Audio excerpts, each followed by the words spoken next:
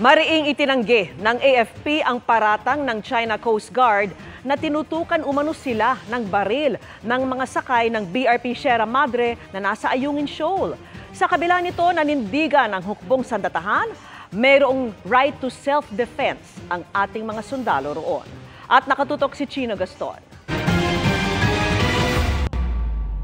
Kuha ang videong ito ng China Coast Guard noong May 19 sa nakasadsad na BRP Sierra Madre sa Ayungin Shoal na nasa loob ng Exclusive Economic Zone o EEZ ng Pilipinas. Anila, tumatanggap daw noon ng airdrop supply ang mga taga BRP Sierra Madre nang dumating sila. Sabi pa ng China Coast Guard, makikita raw sa video na tinutukan umano sila ng baril ng ilang mga sakay ng BRP Sierra Madre. Sagot dyan ni AFP Chief of Staff General Romeo Brawner Jr., hindi ito totoo. We are denying, no? Nakausap po namin yung mga sundalo natin dun sa BRP Sierra Madre. Hindi po nila tinutukan yung Chinese, no? Hindi nila tinaas yung kanilang armas para tutukan yung mga Chinese.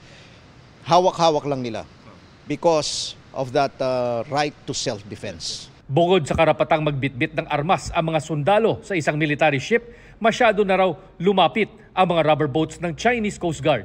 Lumapit ng masyadong malapit yung mga Chinese dun sa ating BRP Sierra Madre. And meron tayong rules of engagement na sinusunod.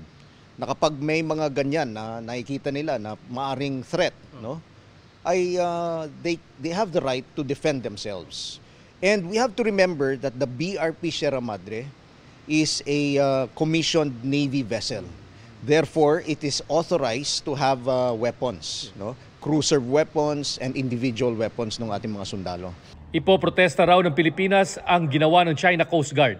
Yung isang drop natin ay kinonfiscate ng mga Chinese. Ang ginawa nila is that gamit yung kanilang mga rubber boats or yung rib nila, no? Inunahan tayo. So kinonfiscate nila yung ating supplies, binuksan nila, tinignan nila kung ano yung laman, nung nakita nila na mga pagkain lang naman, no? Bulad, yung sachet ng kape at kung ano ng mga food supply, tinapon nila sa dagat. Sinusubukan pa naming kunan ng pahayag ang Chinese Embassy sa sinabi ng AFP. Para sa GMA Integrated News, Chino Gaston, nakatutok, 24 oras.